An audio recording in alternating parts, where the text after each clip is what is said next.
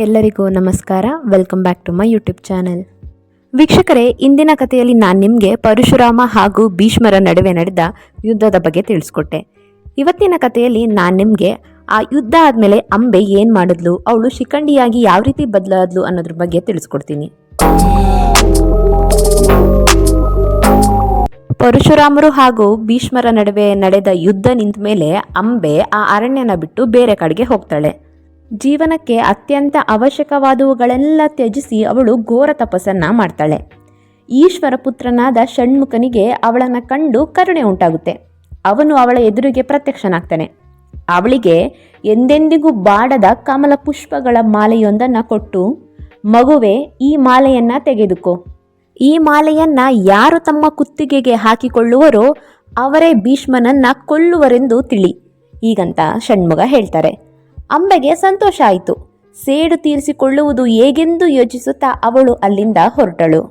ಅಂಬೆಯು ದೇಶದ ಪ್ರಬಲ ರಾಜರುಗಳೆಲ್ಲರನ್ನೂ ಭೇಟಿ ಮಾಡಿ ಭೀಷ್ಮನನ್ನ ಕೊಲ್ಲಲು ತನಗೆ ಸಹಾಯ ಮಾಡಿರೆಂದು ಕೇಳ್ಕೊತಾಳೆ.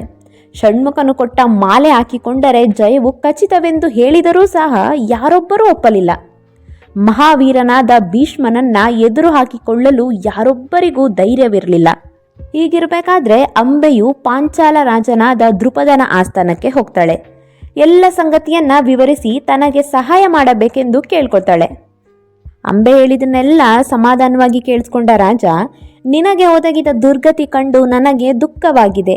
ಆದರೆ ಭೀಷ್ಮನಲ್ಲದೆ ಇನ್ನಾರಾದರೂ ಆಗಿದ್ದರೆ ನಾನು ಇದನ್ನ ಕೈಗೆತ್ತಿಕೊಳ್ಳುತ್ತಿದ್ದೆ. ಭೀಷ್ಮನು ಯಾವಾಗಲೂ ನ್ಯಾಯಬದ್ಧನಾಗಿರುವವನು. ಅವನೊಂದಿಗೆ ಯುದ್ಧ ಮಾಡಲು ನನಗೆ ಕಾರಣ ಯಾವುದೂ ಇಲ್ಲ. ಅವನು ಅತ್ಯಂತ ಶಕ್ತನಷ್ಟೇ ಅಲ್ಲ, ಸತ್ಯಸಂಧ ಕೂಡ. ದಯವಿಟ್ಟು ಕ್ಷಮಿಸು. ನಿನ್ನ ಕೋರಿಕೆಯನ್ನ ನಾನು ನೆರವೇರಿಸಲಾರೆ, ಹೀಗಂತ ದ್ರುಪದ ರಾಜ ಅಂಬೆಗೆ ಹೇಳ್ತಾನೆ. ಇದನ್ನೆಲ್ಲ ಕೇಳಿದ್ಮೇಲೆ ಅಂಬೆಗೆ ತುಂಬಾ ಬೇಜಾರಾಗುತ್ತೆ. ಅವಳು ಷಣ್ಮುಖನು ಕೊಟ್ಟಿದ್ದ ಕಮಲ ಪುಷ್ಪ ಮಾಲೆಯನ್ನ ಸಿಟ್ಟಿನಿಂದ ದ್ರುಪದ ಸಭಾಂಗಣದ ಒಂದು ಕಂಬಕ್ಕೆ ಕಟ್ತಾಳೆ. ಇದ್ದಕ್ಕಿದ್ದಂತೆ ಅಂಬೆ ಮಾಡಿದ ಈ ಕೆಲಸದಿಂದ ದ್ರುಪದನು ತಲ್ಲಣಿಸಿದನು. ಪ್ರತಿಯೊಬ್ಬರಿಗೂ ಭೀಷ್ಮನೆಂದರೆ ಭಯ. ಕ್ರೋಧೋನ್ಮತಳಾದ ಅಂಬೆ ಮಾಲೆಯನ್ನು ಅಲ್ಲೇ ಬಿಟ್ಟು ಸಭಾತ್ಯಾಗ ಮಾಡಿದಳು.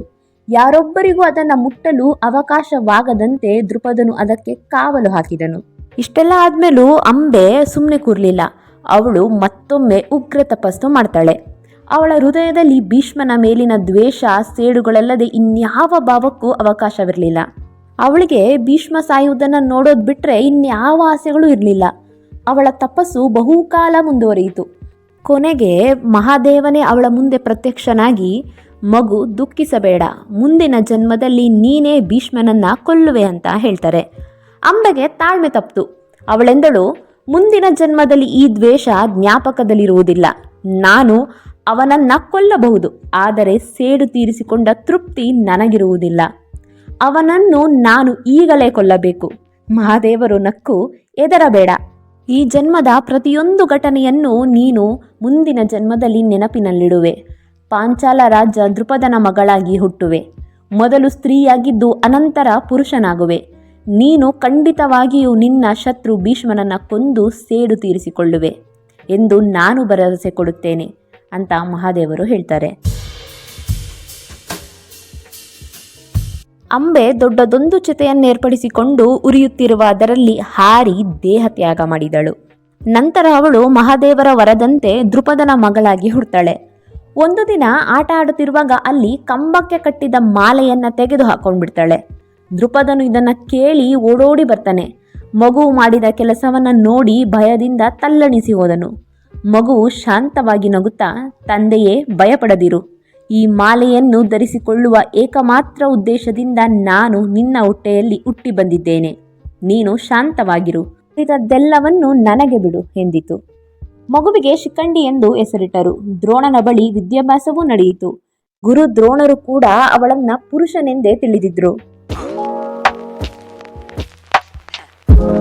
ಇಲ್ಲಿ ಅಂಬೆ ಯಕ್ಷನೊಬ್ಬನ ದಯೆಯಿಂದ ತನ್ನ ಲಿಂಗವನ್ನ ಬದಲಿಸಿಕೊಂಡು ಪುರುಷೋತ್ವವನ್ನ ಪಡೆದು ದ್ರುಪದನ ಮನೆಯಲ್ಲಿ ಬೆಳೆಯುತ್ತಿದ್ದಳು.